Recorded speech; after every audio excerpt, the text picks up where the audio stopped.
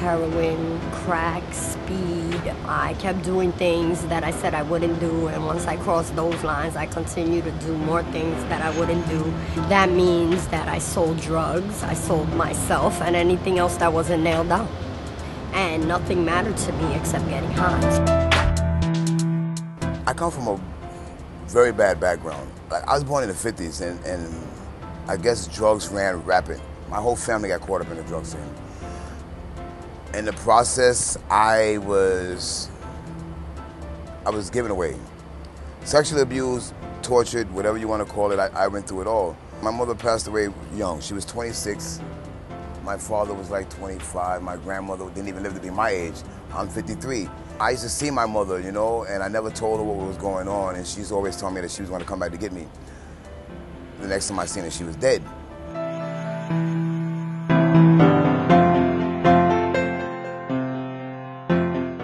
When you see someone in the grip of such a challenge as drug addiction, and you hear them speak, their souls come through, they speak to you, and when we hear those voices, you cannot help but be moved.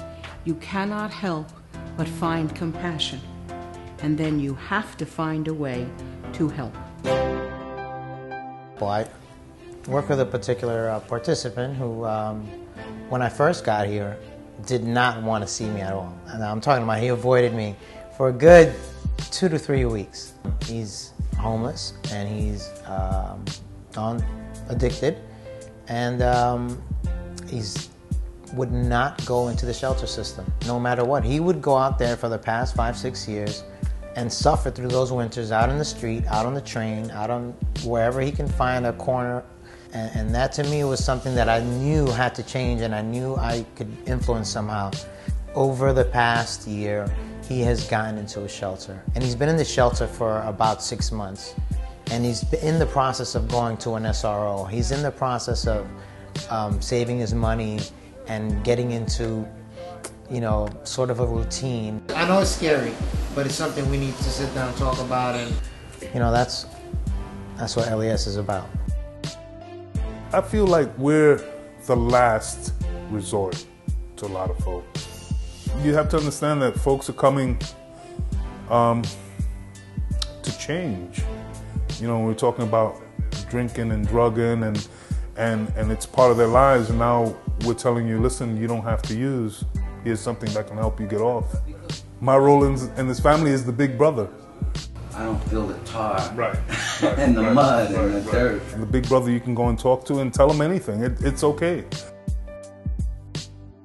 But they help a lot of people I know, you know, some people that have like drug habits, different things like that, you know, help them with different things that keep themselves like healthy and try to keep the spread of disease down.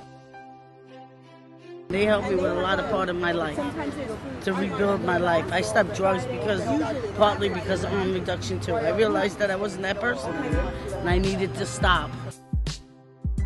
At a year old, my father overdosed from heroin, and that led to a life of, you know, absence. So if I can give back in that way and make sure that, you know, the next child does have a father, even if he is a heroin addict, if he's the kind that takes care of himself, not to judge anyone, but at least he'll be there. At least they can have him.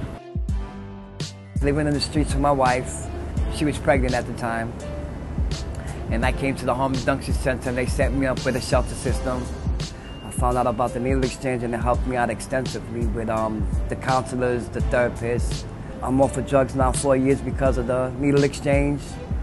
I use their services as a place where I could come to and feel like I have a family. It was like at the end of my rope. I believe in a higher power. I believe in God. I'm a Christian. And I prayed and I said, I'm not going to lay here and die. I'm going to fight for my life. And fortunately, I started coming to the Lower East Side harm reduction. And my purpose in life is, if I can make one person feel better, if I can give one person hope, then I have done what I think I'm here to do. Would you like hot cereal, cold cereal, or both? Because I know I wasn't put on this earth to drink and do drugs. When I found out my status, I was gonna commit suicide, because if it wasn't for Lower East Side, then I would still be out on the streets. I was able to get an apartment. I was able to get service. I was able to get food. And Lower East Side was one of the programs that actually really saved my life. Translate eso.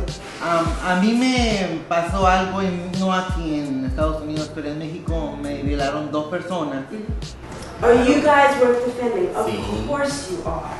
You're precious, each one of you. You're worth defending. So if somebody is trying to do you grave bodily harm, you are allowed to fight back. But to be able to go to somebody and say, I wasn't my best self, but I want to be my best self. I want to be my better self. And will you stand with me when I do that? You have people next to you. They hold you up. You hold them up. As bad as you feel sometimes, which is of course why we use, you know, there's always a room somewhere where somebody's going to be there for you, and oftentimes that room is here at LAS. So my mom had been raising my daughters. They were getting older. I went to jail twice already, and I just woke up one morning and I was sick and tired of getting high. And my brother came to get me, and he said, why don't I do something different and set a positive example for my daughters? And I did. And he dragged me literally out of the crack house, and I've been clean ever since. I started in the syringe exchange and the outreach department, and now I'm doing HIV testing. I'm running the hepatitis C workshop, and I do the Narcan program.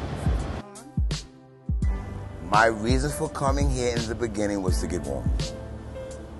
I didn't want to believe I needed help. Not me, not Milo. I did 14 years in jail, survived. I survived child abuse.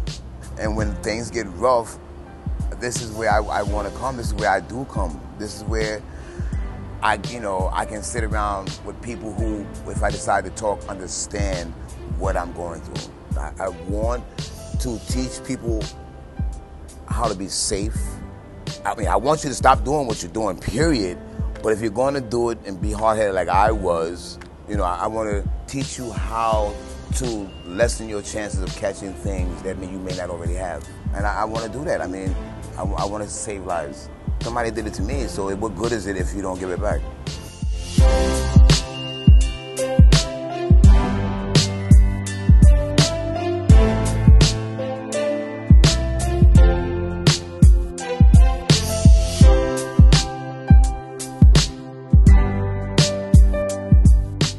If you win and you succeed and you bring that person back, you have given someone another chance at life. You don't have to die before your time.